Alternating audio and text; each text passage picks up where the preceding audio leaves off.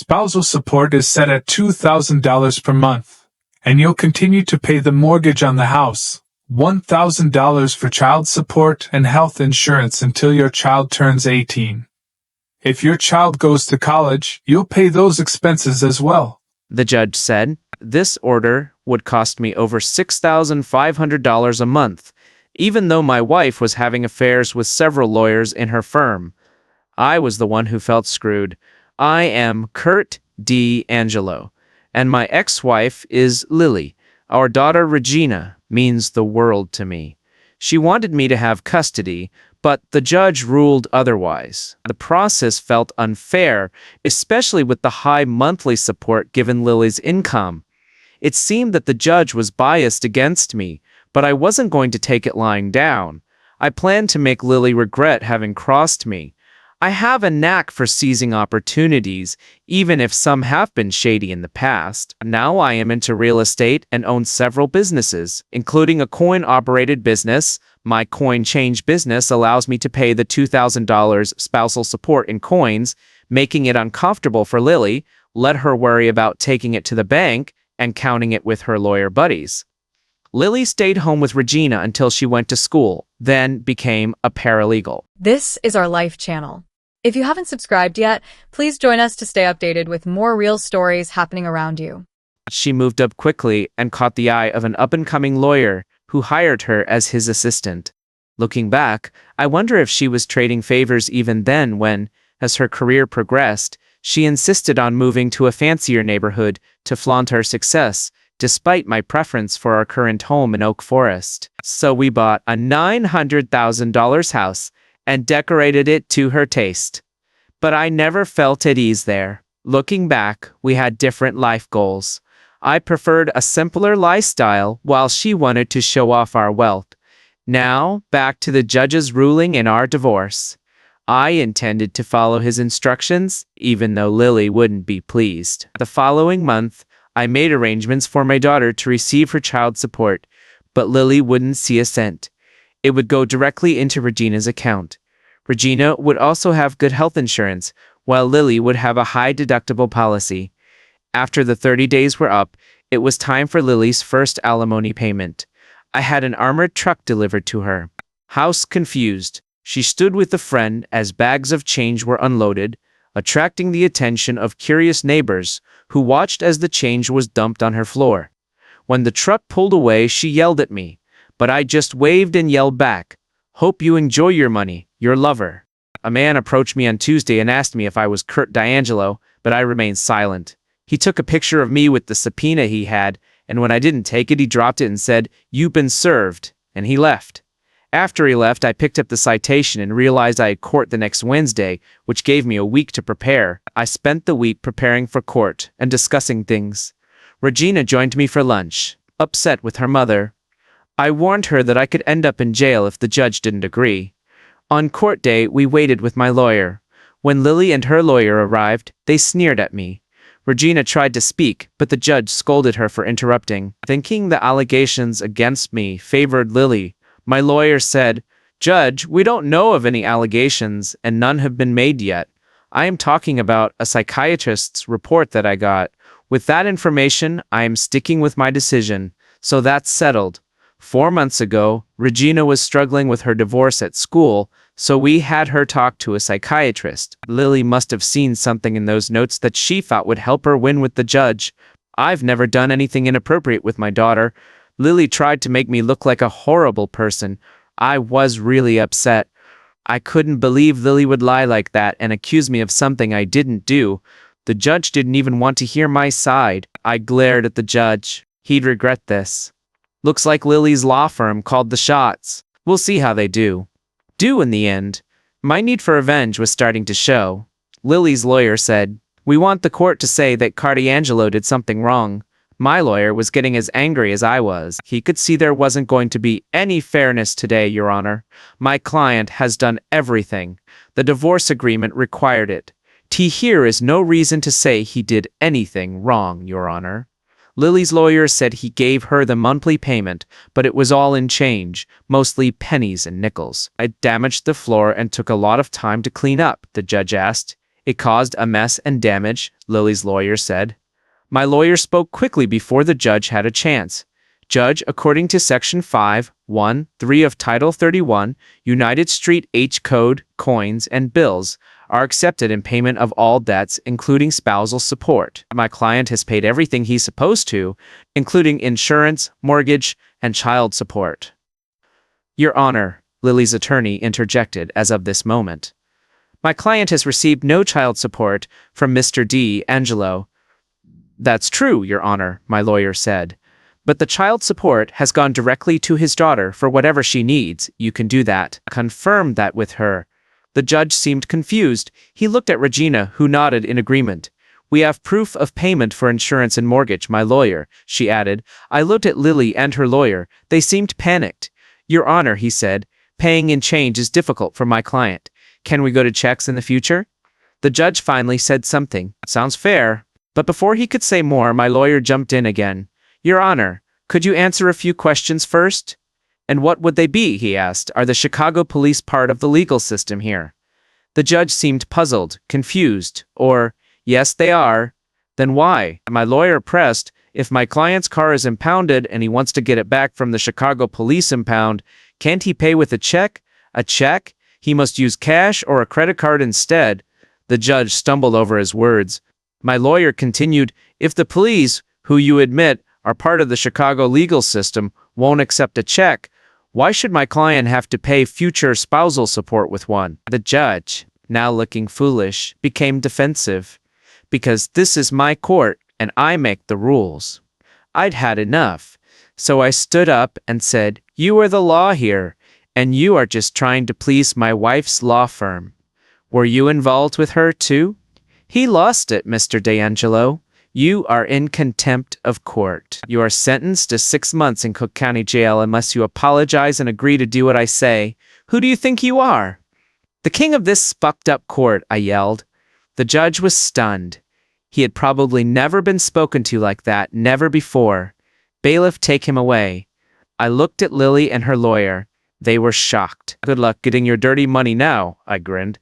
She had no idea how much her life was about to change. I was taken into custody, made to strip, then transferred to the prison. Prison is a nicer word than what it really is. It's more like a prison, right away. 2 guards started harassing me for disrespecting the judge. I wasn't afraid of being in jail. I am 6 feet 4 inches and weigh about 255 pounds, mostly muscle. Keeping up with my rental properties kept me in shape.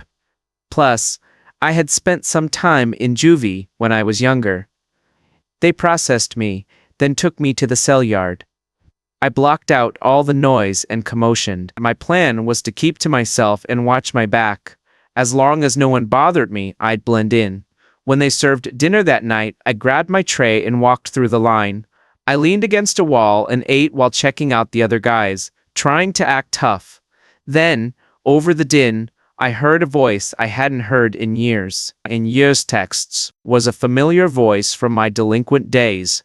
My street buddies called me Tex. Tex, said Randall, also known as Ringer. What are you doing in here? As he approached, all eyes turned to us. I set down my tray and gave him a brotherly hug, right hands clasped, and my other arm around his shoulders. Ringer man, it's good to see you. How have you been? Not great. Obviously I am in here. And you? What got you into this mess? Told the judge he was an idiot, basically? That's enough, he chuckled. So, how long are you in for?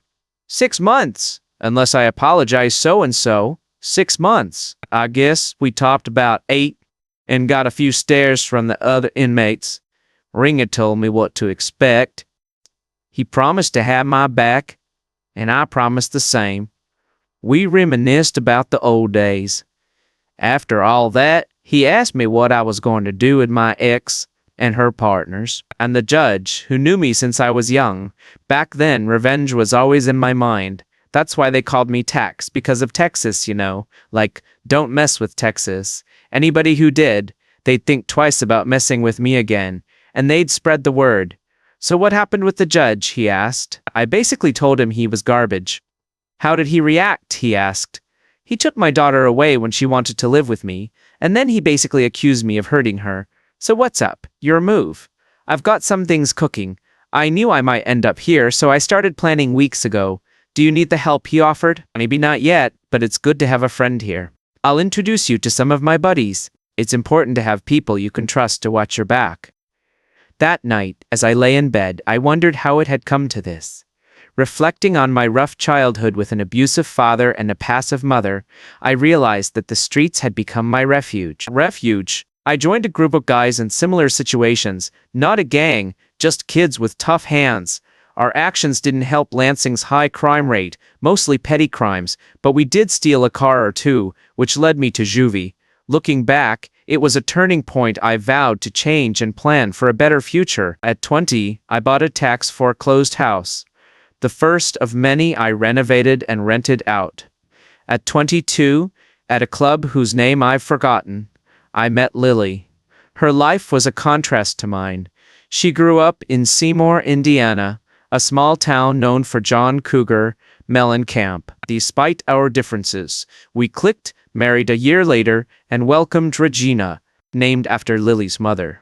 A year after that, I bought a house in Oak Forest with the intention of flipping it. But when she saw it, she fell in love and wanted to make it our home. For the next decade, we worked on it together, raising our daughter, having barbecues, living the American dream. Then Lily got a job at a law firm and things changed, especially her attitude. The simple life wasn't enough anymore. She wanted expensive clothes and jewelry, and dining out replaced our backyard barbecues. She also started making disrespectful comments about Southside Chicagoans. I understand the Southside's reputation, but she, a small town girl, was acting superior to everyone else. We argued about her attitude, and soon she insisted that we move to the north side. 3 years ago we did, hoping for better schools, but Regina faced snobbish classmates. She wanted to go back home, and so did I, but Lily refused. The divorce started one night when she said she was going out dancing. I tracked her phone and saw her dancing intimately with men from the club, kissing and groping in plain sight. Around 9:15, I had to go to the bathroom. While I was there, a guy came in. Just as he finished, another guy came in. "Joe, you are getting really close to Lily on the dance floor. I thought you were going to make a move right there." The first guy said, "Yeah, she's wild." Joe replied, "She knows how to talk." The second guy added, "Sure, she told me she's going home with me tonight. Finally, we'll have more time for fun instead of just cookies at the office or in my car." Joe boasted quick relief is okay, but it's nothing compared to the whole deal. The second guy commented, "Tonight's going to be a long one," Joe bragged. "Maybe it'll be my turn next weekend," the second guy said as they left the bathroom. Their conversation seemed to be more than just bragging. As I walked out, I saw them kissing on the dance floor in the arms of one of the guys. Around 9:30, she texted me that she'd had too much to drink and didn't feel safe taking the L late at night. She said she'd stay with Paula, another paralegal from her office. I replied, "That's fine," she texted back. Sorry she'd regret it. I watched as she grabbed her purse and left the club arm in arm with a young lawyer from her office. I followed them.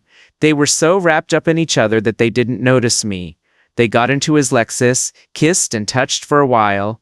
I was getting angry, but then my South Side toughness kicked in and I calmed down. I made my plans and followed them to his apartment. They went into the parking garage, so I went to the mansion. When I got there, I told Regina we were leaving for good and she should pack whatever she wanted because we weren't coming back. She was excited, but asked about Mom.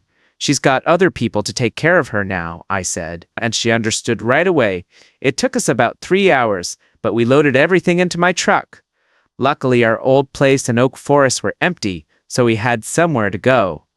Around 11 the next morning, Saturday, she called me, "Kurt, what's going on? Where are you home?" I answered. It didn't take her long to understand why. She asked, "Now that I know why, I don't know you anymore, and I don't want to," I said. "Where is Regina with me? She doesn't want to live there with you anymore." She wasn't sure if I knew about her affair or not, so she tried.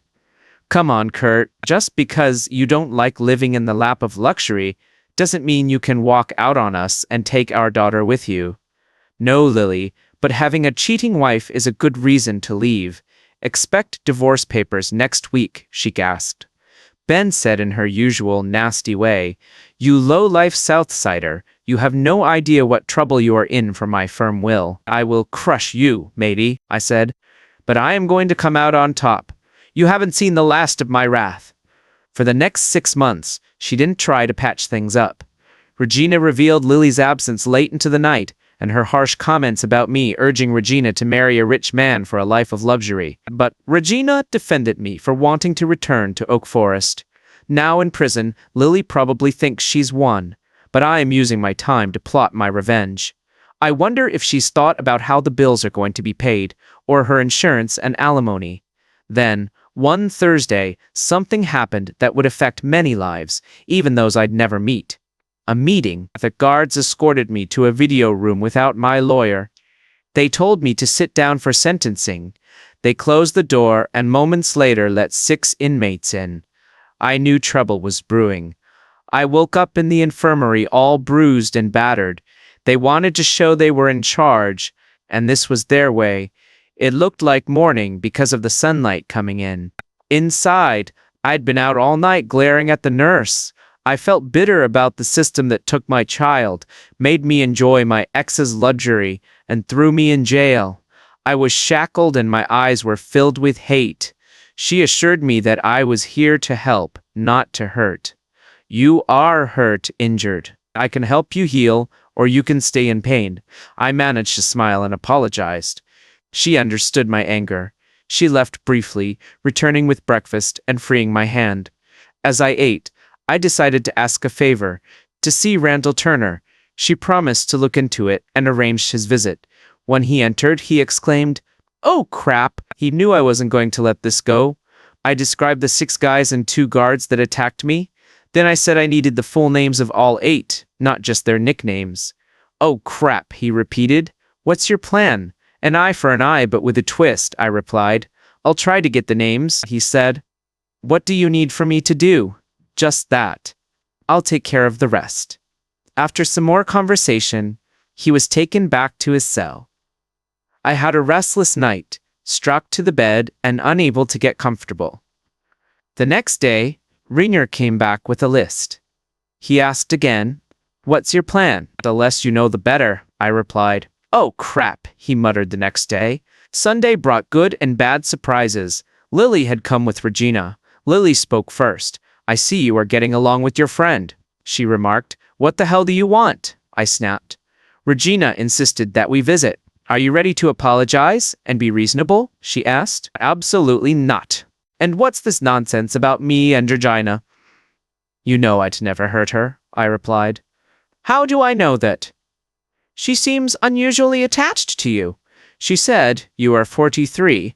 Why don't you go back to your lovers and let them screw you over? Maybe then you'll see how full of it you are." I fired back, "Just so you know, I offered myself to them, and they loved it." She bragged. "Get out of here and send Regina in. I am done talking to you," I shouted. She grinned, thinking she was getting under my skin.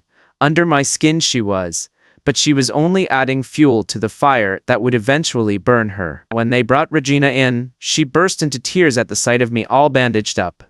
"Sweetheart, don't cry. It looks worse than it is," I reassured her. We talked about little things. Then I asked, "Can you do something for me?" "Of course, Daddy. Anything." I gave her the list Ringer gave me, and she quickly tucked it into her bra. "Give this to Uncle Ken and tell him to come see me as soon as possible." My brother Ken was 3 younger. We both grew up with an abusive father, but I shielded him from it as much as I could. He was the brains of the family, getting into computer games and eventually computers themselves. We chatted until Lily came back and said, "Regina, it's time." Gina didn't answer her, just hugged me and walked out. Lily commented, "Your daughter is as stubborn as you are." I just smiled as she left. Gone on Tuesday, Ken came to visit. He was surprised at how I looked. "You were looking better than last Friday," I joked. "I am glad I waited," he said. I quipped back. Then he started talking to me in our secret language, the one we invented when we were kids to talk about mom and dad without them understanding. Whenever we need to talk privately, we use it. Gina, he said in our language. She gave me the list. I've done some preliminary research. What are you looking for? Addresses of wives or girlfriends, I replied. He looked at me and then said in English, "Oh crap," using our language. I said, "That's all you have to do. Then give it to Gummy and tell him to come see me, but without the list." Gummy was one of my crew. Ken knew. He still lived in our parents' old house in Lansing. I can handle that. Anything else? Ken asked. No, that's fine, but don't be a stranger. I could use a few familiar faces from time to time. I said, "Aren't you getting out soon?" he asked. Asked not until I apologize. And you know me better than that, I replied. You've always been stubborn, he noted. And it saved you from Dad's drunkenness and anger, I reminded him. He knew I was right, and just grinned. I'll drop by in a few weeks, see if you need anything else, he offered. That would be great, I responded later in the week, back in my usual cell, and Ringer had spread the word that something was brewing and there would be consequences. They just didn't know it like what. The looks I got from the guards and the 6 inmates warned me to stay in line or else. Little did they know they'd soon be put in their place. Gummy came by and said, Ken gave it to me. What's the plan? Did you hear what happened to me? I asked. Yes, I did, he replied. Ken must have filled him in. Payback time, but hit their loved ones, no traces. Use Steely Dan or his cousins, I instructed. He understood and nodded. Operated same day, same time. Make sure they know. Don't mess with Texas, I added. I'll get some help. He assured them before he left that he would take revenge soon, that they wouldn't be able to trace it, but they would know. Why? A week passed without word. I awaited my daughter's visit, dreading to see her Lily. Tuesday morning, I noticed the guards were absent, unusual for a weekday, and one of the 6 inmates seemed distracted and upset. It must have happened yesterday, I thought. I told Ringer to spread the word. Don't mess with Texas. Soon, the inmates were calling me Tax. Within days, the 6 inmates were glaring at me, and the guards were watching closely. But Ringer's crew had my back. As one of the 6 inmates approached, 8 of my allies surrounded us. You, my girl, left me because of you, he said. Or don't mess with Texas, he spat. I smiled. Sounds like good advice. I warned you. Now your women know how it feels. An eye for an eye with a twist. You hurt me. I hurt the ones you love. Tell them next time it'll be their mothers. His eyes widened and he hurried back to his friends. Soon the 2 guards approached me, cursing. Who the hell do you think you are? We'll make your stay here a nightmare. Well, then your wives better get ready for a rough ride. They might even enjoy it, I retorted. One of the guards threw a punch at me. I didn't resist. After I endured his blows for a few minutes, another guard intervened and pulled him away. Many inmates witnessed the altercation, as did the cameras, I'm sure. I was taken back to the infirmary, where Beth, the nurse who had treated me earlier, greeted me. So we've got a troublemaker, she remarked. I didn't throw any punches. The guard just attacked me, I explained. Well, there will be an investigation. There were too many witnesses this time. He'll probably lose his job over this, she assured. One less idiot guard, I muttered. Those guards are here to protect you. Whether you like it or not, Beth countered. He certainly didn't keep me safe last time. In fact, he made it happen, I shot back. After she bandaged me up, Beth said I'd have to stay overnight for observation. I wondered if she just wanted to look at my bruised face. The guard was suspended pending an investigation. The other guard gave me a stern look but hesitated to confront me. Maybe he got the message. Don't mess with Texas. It had been 3 weeks since Gina had visited and I was worried.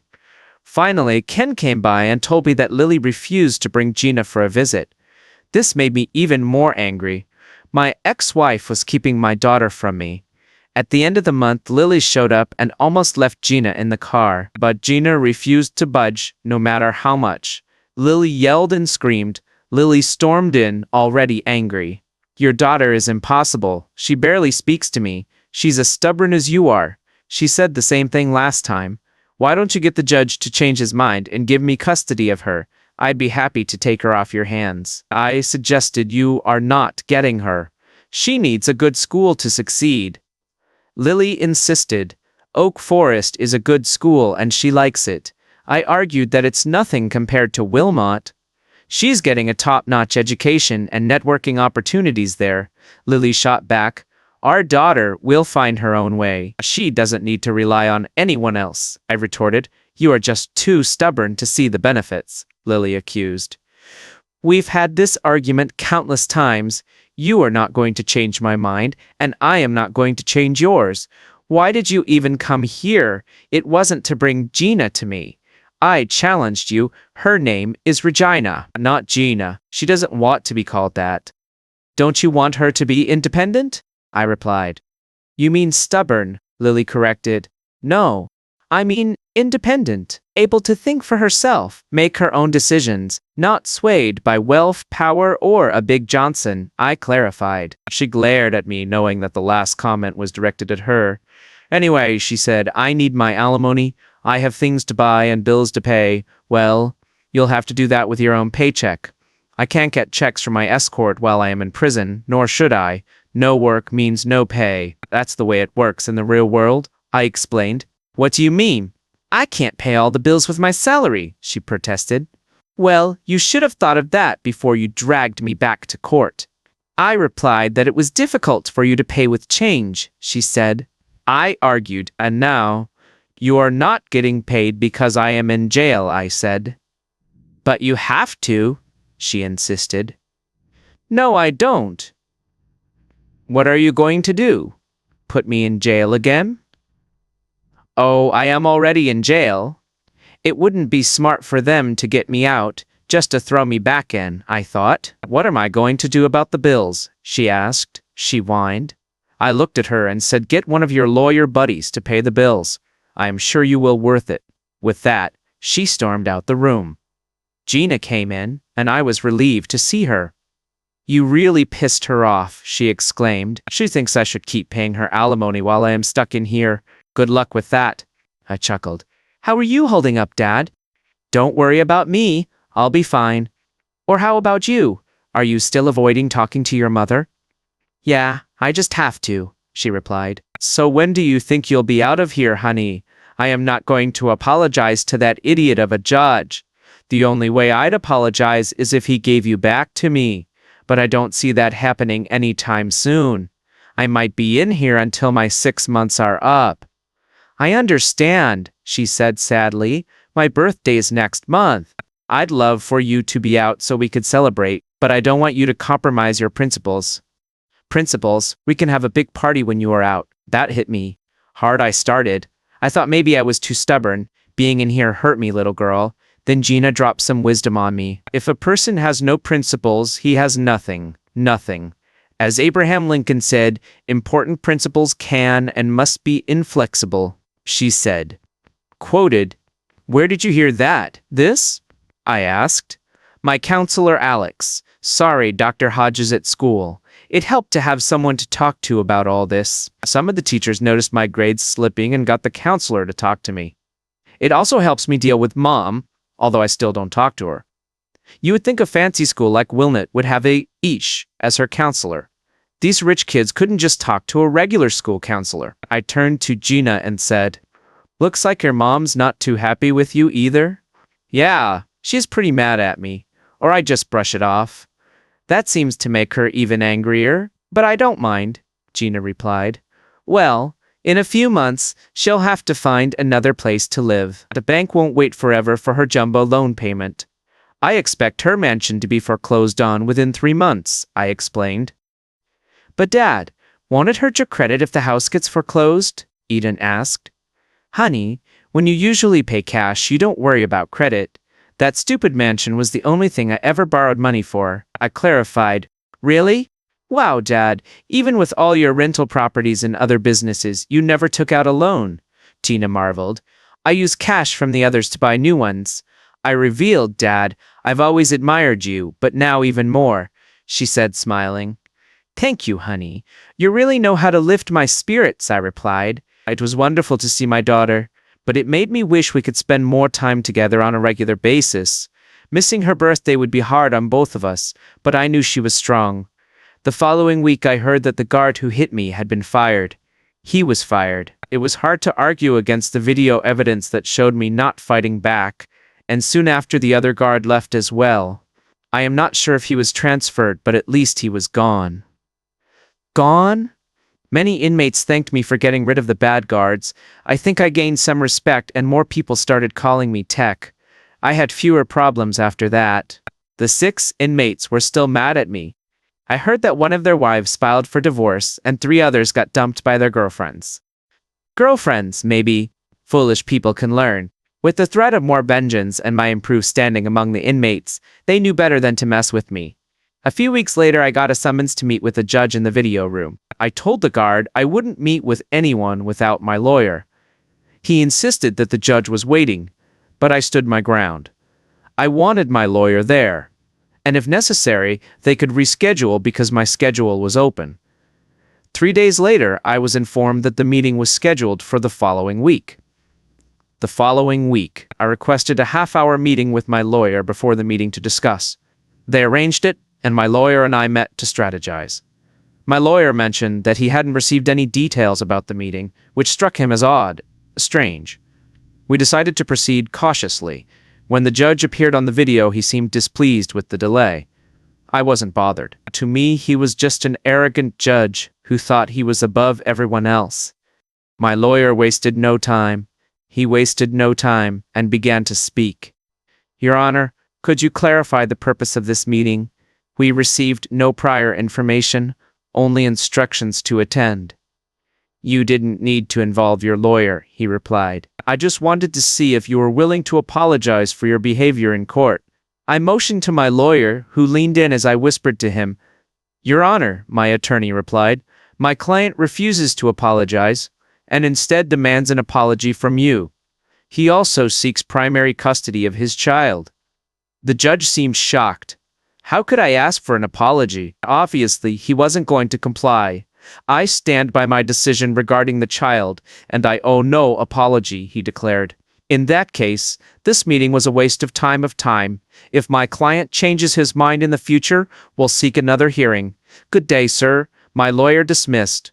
One more thing, the judge interjected. I thought of that, to myself. Now we're going to learn the real reason for this meeting. Your client isn't complying with the terms of the divorce. When will he start paying alimony on the mortgage? The judge asked. I whispered to my lawyer again and shared my answer. My client doesn't plan to make any payments while he's in prison, my lawyer told the judge. But the house is in foreclosure. The judge pointed out that it's my wife's house, not mine. I never wanted it, I clarified, addressing the judge directly. You'll ruin your credit and lose your equity, he warned. I am willing to take that hit to see my ex-wife where she belongs, I retorted. Then, knowing it would enrage him, I added, perhaps her lovers could foot the bill with a dozen of them. They can certainly manage. I knew the suggestion that my wife was one of her lovers and I was one of her lovers would infuriate him. You worthless from the South Side. Who do you think you were talking to? He exploded before he could continue, and I interjected. I am talking to someone who was involved with my wife. My wife? If I am wrong, I apologize, but I am puzzled as to why someone with no involvement seems so concerned. I got up and walked to the door to leave. I heard the judge say, your client has just earned an extra 2 months in jail. If he continues to disrespect me, I'll make his life a living hell. I grinned as I waited for the guard to take me back to my cell. He looked stunned, obviously shocked by what I'd just done. Back in my cell, I was bursting with energy. It seemed that my wife had mentioned the mortgage to her lovers, who then talked to the judge. What a mess. Her time came the following Sunday. Lily couldn't resist visiting me in jail. Fortunately, Gina got wind of it and insisted on coming. She came. So you managed to piss off the judge again and get 2 more months. When are you going to learn that you can't beat the system? Lily scolded. Lily, why don't you just stop talking to me? Your North Side attitude isn't helping. I just need you to make sure that Gina visits me regularly, I replied. She practically screamed. It's Regina. I turned away and refused to deal with her any further. She continued to complain until she finally left, and then Gina entered. She came in with a big smile on her face. I asked her why she was so happy. Because I get to see my dad, she exclaimed. That can't be the only reason, I said. Well, I have a surprise for you, but I can't tell you yet. Dad, do you trust me with my life? I replied. Then will you sign this paper without reading it? She asked. She held up a folded piece of paper. I eyed her suspiciously. What's going on here? You'll have to wait and see. You trust me, right? I grinned and signed the paper. Gina had folded it so that only the space for my name was visible.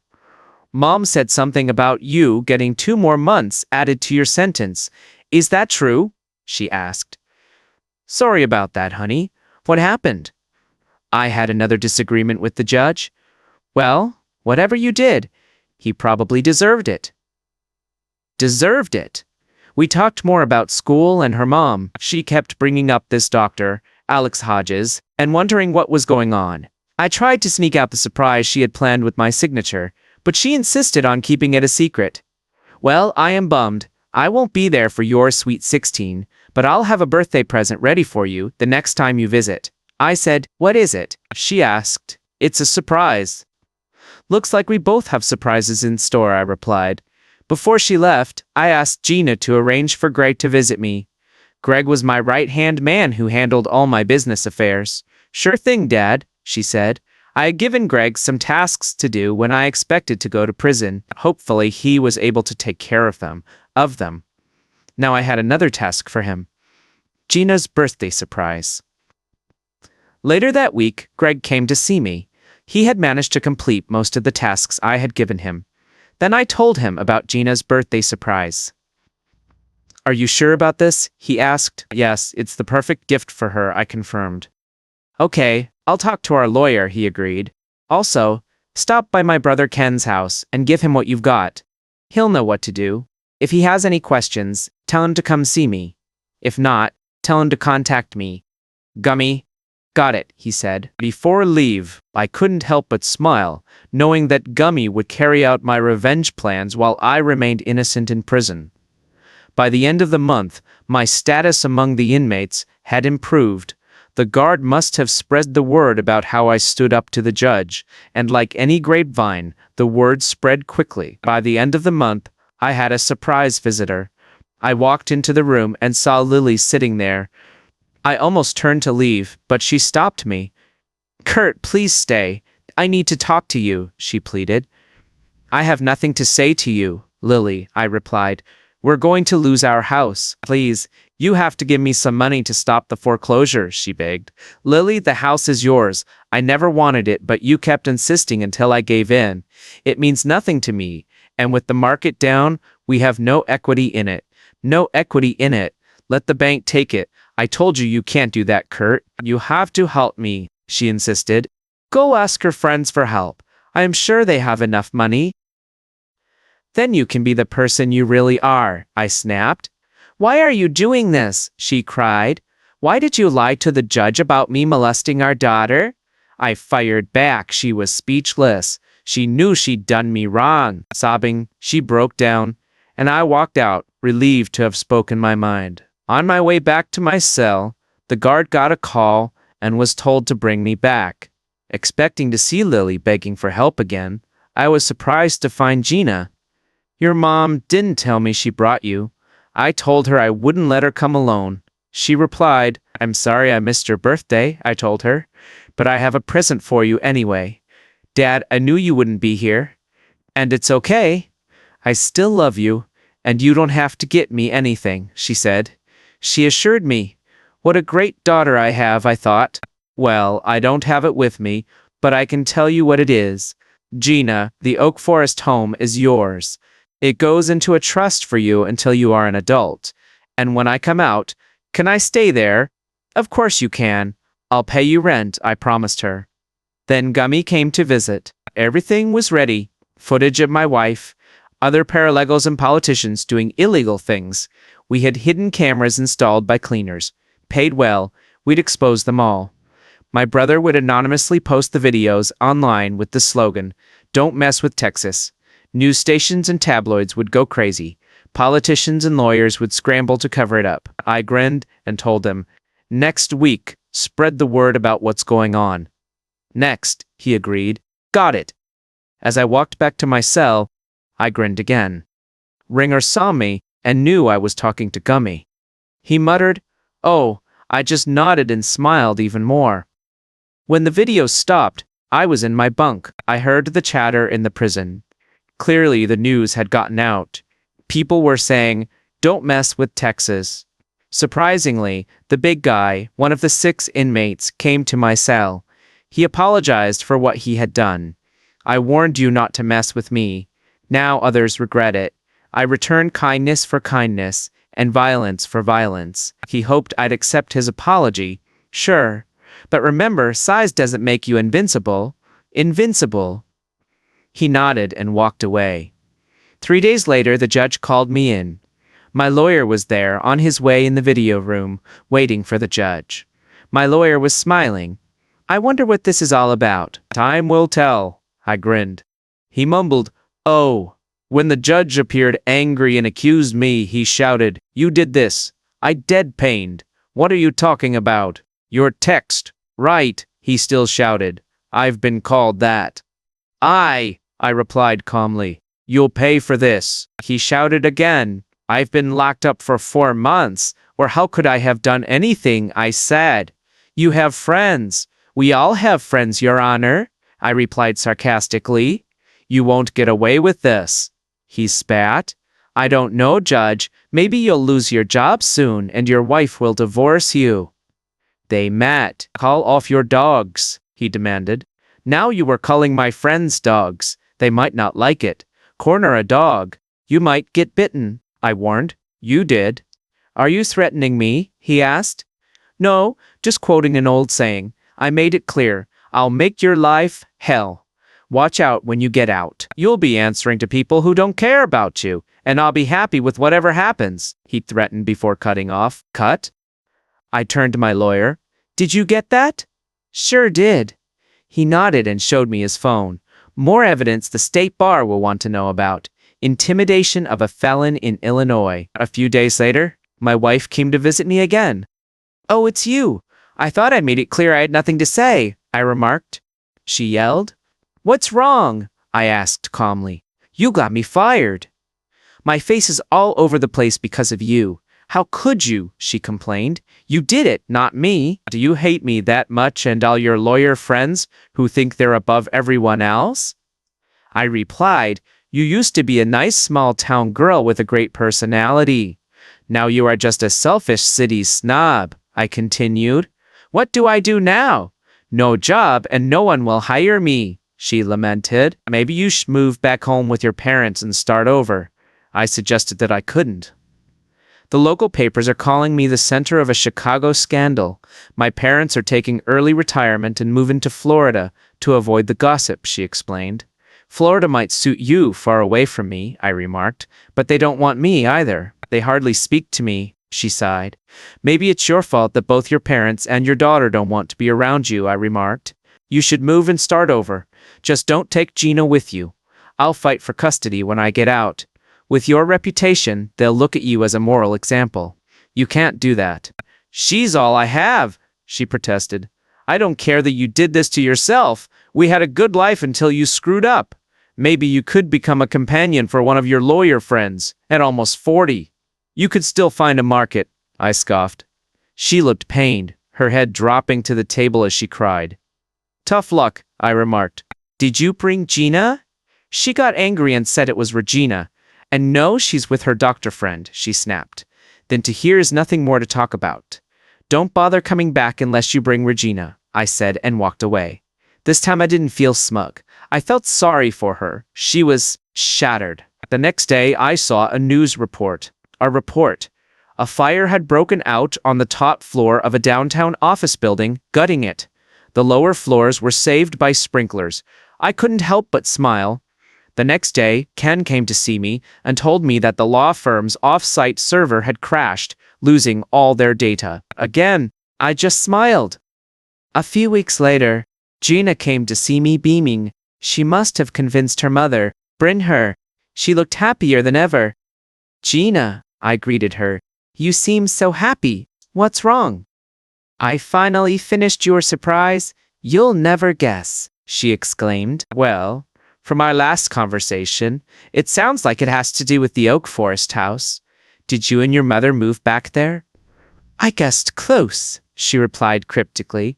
I was confused. What do you mean Mom's getting kicked out of the Wilmot house and I am moving to Oak Forest? She asked. Revealed? How is that possible? The court gave your mom custody of you until you are emancipated, I reminded her. That's the one. Surprise, surprise. I was emancipated. She announced it with the house and trust for me. It was easy. I needed a safe place, and our old neighborhood is perfect. So you are legally an adult? I clarified. I am still trying to wrap my head around it. When school got tough, because of problems at home, Dr. Hodges helped me out. Once you are out, we can go back home. I am excited to be back at Oak Forest High School. I've already caught up with old friends who are anxious for school to start. Mom mentioned that you spend time with your counselor. I'd like to meet Alex, I said, wary of an older man paying attention to my daughter. You are in luck. Alex brought me here today, Gina replied. My concern grew. He drove her around Chicago. I'll be right back, she said, heading for the door. I had to tread carefully. How to let Alex know his limits with my daughter without upsetting her. When Gina returned, she wasn't alone. A stunning woman followed her, smiling at me. Freddie? I haven't heard that name in 20 years, she replied. Freddie or Alexandria? Frederico grew up in my neighborhood. We went to school together. Gina looked confused. Dad, how do you know Dr. Hodges? Freddie and I were neighbors. We didn't hang out much, I explained. And you were a troublemaker back then? She teased. Seems like not much has changed. I flushed. Some things never change. That makes sense, she said. Should I start calling you Tex? Why Tex? Gina asked. It was his nickname growing up. He wasn't one to let things slide. Your mom wronged him, and I bet he's behind the law firm mess, she speculated. I plead the fifth, I joked, before we continue. I hope you don't mind if I spend some time with Regina, she asked. It's Gina, Regina corrected. Oops, my bad, she apologized. The first time I talked to Gina, 9 months ago, she was upset. I didn't notice her last name, D'Angelo Common. When I saw that her father's name was Kurt, I thought of you, Tex. When she mentioned you were in prison, I was pretty sure. I wasn't great back then, I admit it. You must have turned things around to have a place in Wilmot, she observed. It's just a house, not a home, I clarified. Our real home in Oak Forest, Gina interjected. South side, but better than where we grew up, Alex added. Yeah, I wish we could have stayed there. Maybe things would be different. I thought sadly it was true. If Lily had been happy, we'd still be together. After the chat, I thanked Freddie for his help. Gina, no problem. Tex, she's like family, Freddie replied. I've grown attached. Thanks again, I said. If you are out, let me buy you dinner, she suggested. I'll take care of that if I ever get out, I said with a sigh. The next 2 weeks went by without any changes, just the usual prison routine. Gina and Freddie visited both Sundays, which I appreciated. Freddie really took care of Gina. She mentioned that Alex had helped her decorate the house by buying new furniture and decorations. When I asked about the money, Gina said, Uncle Ken is helping out. I have my own savings, remember? I just didn't want Freddie to foot the bill, I replied. She was great, but no, she didn't pay for anything. Gina reassured, I hope it's not all girly stuff. I want to feel at home there. I mentioned, Don't worry, your man caves are untouched, she assured, referring to the basement. My retreat from living with 2 women. After they left, I reflected on my daughter's maturity. She's legally an adult now. Soon I'll be on my own. In a few years, she'll be off to college. I hope to find someone who appreciates simple things. Then Lily came to visit on Monday. I almost left when I saw her. Kurt, wait, we need to talk, she said. I sighed and turned around.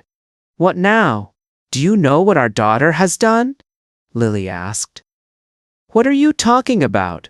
I asked. She emancipated herself. She moved out, and I don't know where she is, Lily explained. Oh, I said that so you knew.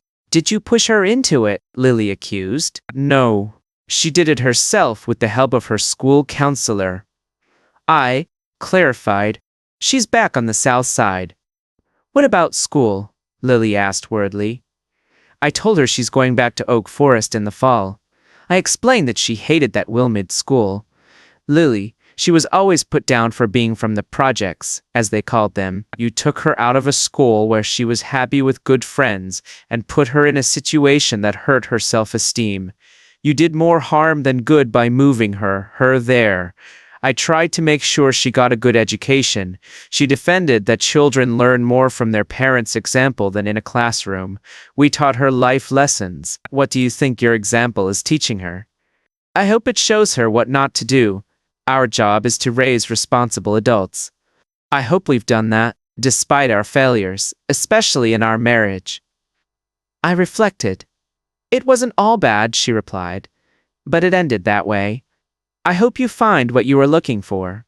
Obviously, I hadn't, I replied, seeing her sorrow and regret. I left the table feeling sorry for her once again. Finally, the day of my release came. I was summoned to court.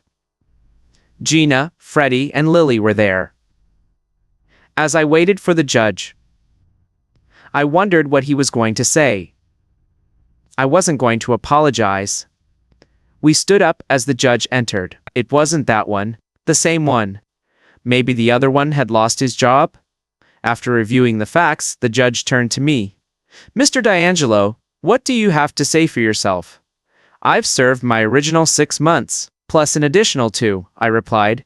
You could have apologized and been released. He reminded me that I didn't think the other judge deserved my apology, so I completed his sentence. I said, you were being stubborn. The judge remarked, I prefer strong will. It's helped me in business and in life.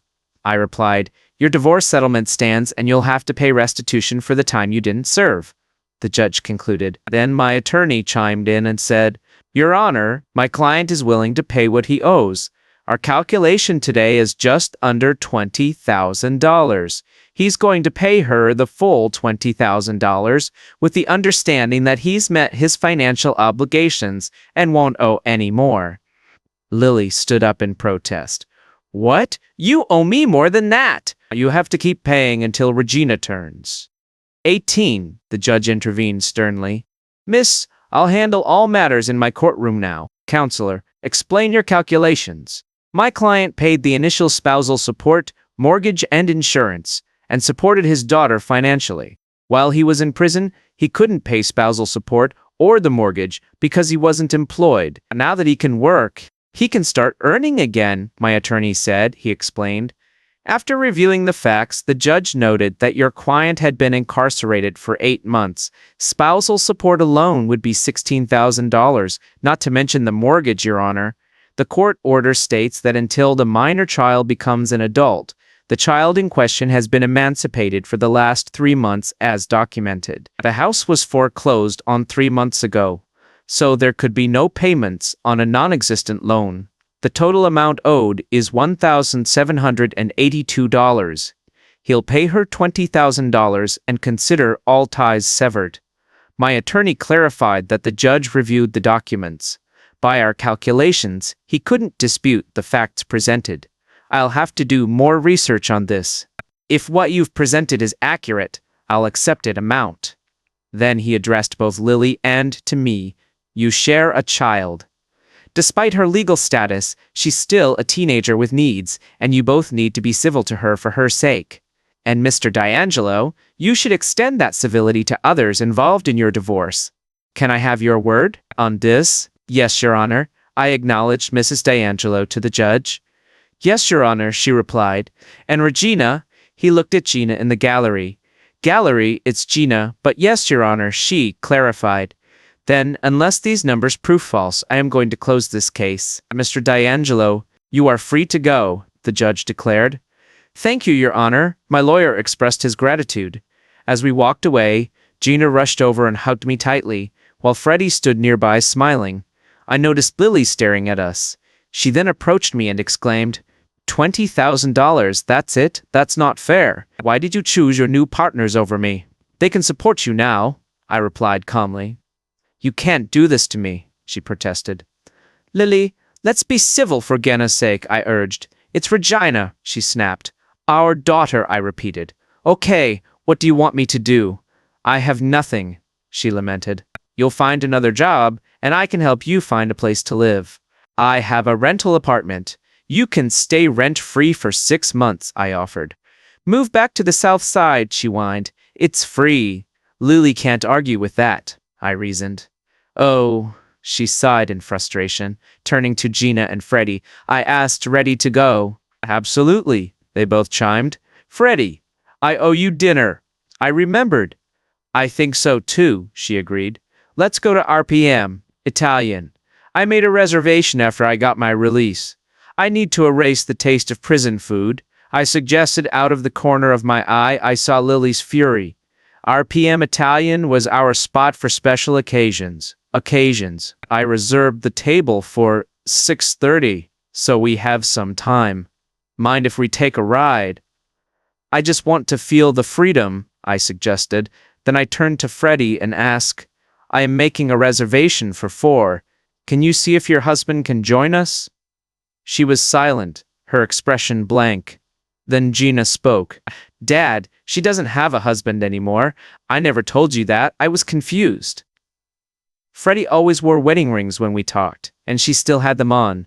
What was I missing? I am sorry, Freddie. I didn't mean to upset you. I apologized. It's okay. You didn't know. My husband died in a car accident on Einsauer about 5 years ago. A big rig forced him into the divider. Into the divider, they said he died instantly, Freddie revealed.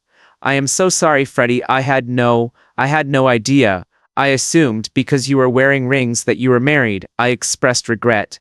I just can't bring myself to take them off. Not yet. Feels like letting it go. I know a psychologist with a mental problem. I've heard it before, Freddie answered. Well, I am sorry. Will you still join us so I can make it up to you? I asked. She looked solemn, but agreed. I guess that'll be it. Okay. I realized I'd been too caught up in my own problems and revenge to ask about her life. I felt terrible. I decided to change that from now on. I'd be open to hearing her story, to being a better friend. Dinner was fantastic. It was a relief to wear normal clothes and not have to watch my back all the time. But being free felt a little strange after 8 months.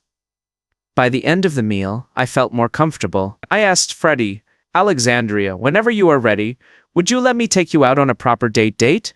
I'll wait as long as it takes. Can we keep in touch in the meantime, Dad? We'll definitely keep in touch. She's not getting rid of me that easily, Gina reassured her. And I wouldn't want it any other way, Freddie replied to Gina. Then she turned to me and explained, Mike and I never had kids. With my studies and his business, the timing wasn't right. Having Gina as a kind of daughter has been therapeutic for me. I hope you don't mind. After all you've done for us, I wouldn't want it any other way, I assured her. As we left the restaurant, Gina mentioned, I hope you like how our old house looks. Anything's better than where I've been for the last 8 months. I joked, arriving there to my surprise. The shutters were painted, the bushes trimmed. It looked great outside, and inside it felt more like home than ever. I could feel Freddie's influence, cheesy as it sounds, and tears welled up in my eyes. This hardened criminal was emotional, Kurt called out to Freddie, wiping my eyes. I admit it. I feel like I am home, Kurt, Alex said. I turned to her, confused. She took off her rings and smiled at me. Unable to resist, I smiled back. We had 10 lawyers, 4 paralegals, 6 politicians and 1 judge have had their careers and marriages destroyed by the events surrounding my divorce and its aftermath. Whether you are considered stubborn or strong-willed, sometimes sticking to your principles pays off. On the bright side, Gina gained a new mother and a younger brother and sister, both about 18 years her junior. They were twins named Frederick and Alexis, and I thought it fitting to name them after the person who helped me start over. As for Lily, she married a wealthy lawyer and perhaps finally got what she wanted, while I thought we had everything. A loving family, a nice home and neighborhood, a healthy child, and a successful business that alleviated financial worries. She seemed to crave status more than anything else. Now she has that status, married to a rich lawyer, living in a big house in Winnetka. However, she also has a husband who is a disrespectful womanizer, who uses her for appearances rather than genuine affection. I hope she's happy, I know I am.